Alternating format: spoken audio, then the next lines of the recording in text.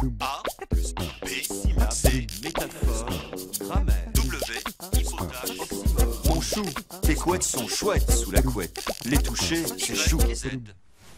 Les détracteurs de la très naturelle et légitime féminisation des noms de métiers ne manquent pas d'évoquer l'existence d'un neutre en français. Par exemple, dans Madame le ministre, on emploierait un article neutre. Les puristes croient avoir une botte secrète, l'existence d'un pronom que l'on dit neutre. En effet, une femme doit dire « heureuse, je le suis ». Elle doit le dire aujourd'hui, mais elle ne le disait pas dans l'ancienne langue. En effet, jusqu'au XVIIe siècle, ce pronom s'est accordé avec le sujet.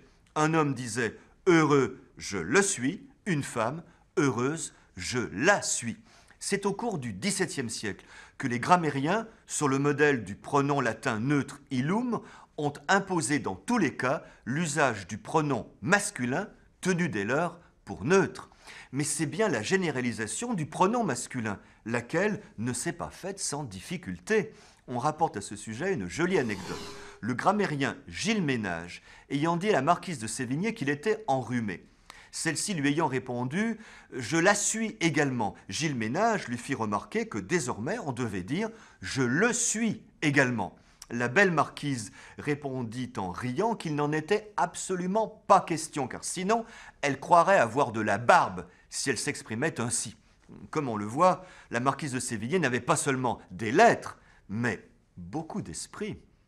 A plus B, syllabe, C, métaphore, grammaire, W, hypothèse, oxymore.